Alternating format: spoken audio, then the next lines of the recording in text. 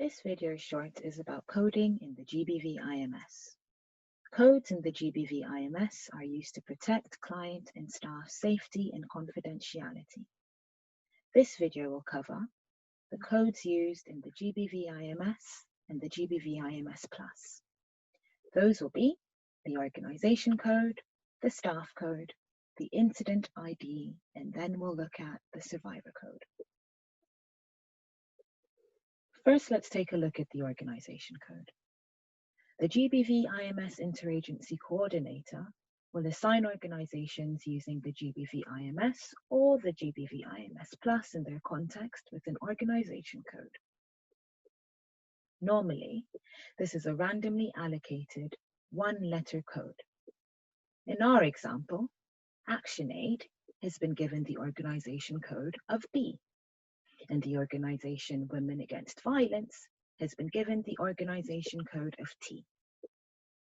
Note that the global team discourages aligning organization codes with the acronym of the organization. For example, it would be bad practice to give the Organization International Rescue Committee, so IRC, an organization code of I, or the organization Girl Empowerment, the organization code of G. This is because we do not want our codes to be identifiable. Let's take a look at generating the staff code now.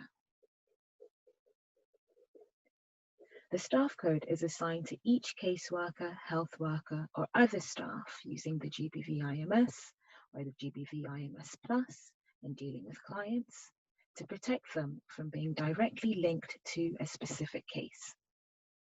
The staff code is decided by the program manager or coordinator within the data gathering organization and is documented to keep track of who conducted the interview and provided the services to the client. For example, imagine that we have a caseworker and her name is Tina and she works for ActionAid, and she was the fourth caseworker that was hired. Her staff code is B4. Even if Tina leaves ActionAid and is replaced by somebody else doing exactly the same role as her, because the staff code B4 was initially assigned to Tina, it cannot be reallocated. This new staff member would have to be given their own new unique code. We say that this is a code for life.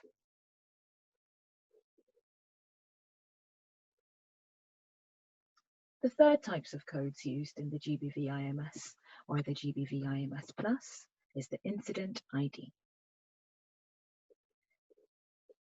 This code is required for the GBVIMS and will be generated by the caseworker. It provides the basis for organizing information in the system. If this code is not provided, then the incident recorder will not capture client details for consolidated data analysis. It is a unique code that will be assigned to every incident reported, even if the same survivor or client reports more than one incident.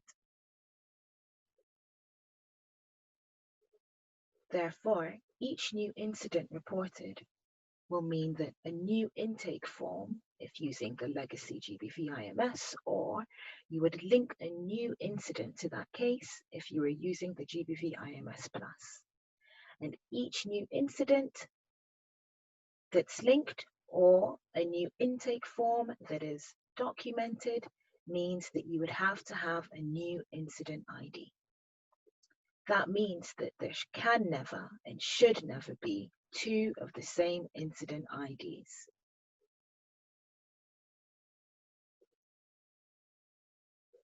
Let's look at the formula for generating the incident ID.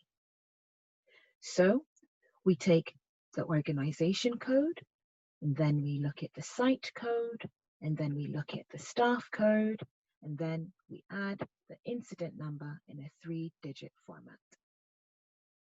Please note that the site codes might differ depending on the context that you're in. This will be decided by the GBVIMS Plus focal point or the GBVIMS focal point in collaboration with DGOs in your specific context. Do you remember Tina that works for ActionAid? Let's see if we can generate an incident ID based off of a client that she's seen. So, Tina, who works for ActionAid, has seen the 10th survivor of the day in Borno, and her staff code is B4. As we can see from the slides here, her organization code, because she works for ActionAid, is B. And she works in Borno site, which has been coded AH. Her staff code is B4, and this is the 10th GBV client that she has provided services today. So that is 010. When you put this together, the incident ID for this particular client would be BAHB 4010.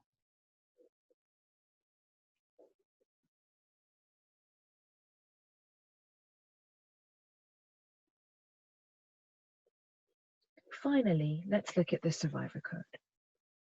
This code is assigned to each GBV survivor or client to keep their identity protected. Like the incident ID, there is a standardized formula agreed upon at the interagency level, which when followed will allow all caseworkers to derive the same survivor code for a client. This allows for multiple incidents reported by the same survivor to be linked and tracked for incident tracking and case management purposes. To generate the survivor code, first you've got to collect all the necessary information from the survivor. Normally, this is contained at the back of the consent form. You count the first letter of each response and you circle that letter. And after that, you put all the circled letters together in that order. The decision as to the information to be collected is made consultatively at the interagency level in country. For the purpose of this example, I will need to know the following information from my client.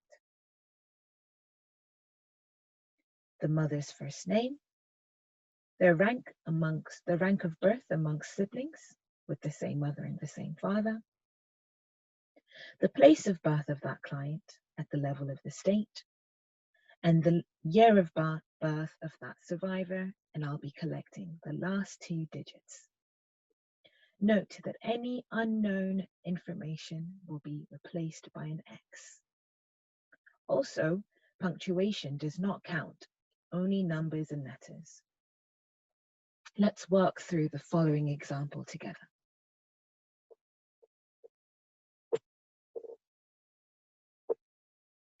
My client Aisha is the youngest of 4. She was born in Bo State in 1985 by Miss Janet Ba. Based off of this information, Aisha's mother's first name is Janet. Her rank of birth amongst her siblings with the same parents is 4th. Her place of birth at the level of the state is Bo. And her year of birth, the last 2 digits of it, is 885. We then circle the information of interest. And when we put all the circled letters together and in that order, we get the survivor code of J4B85. And that's how you'd be able to generate your survivor code. Thank you for watching this video.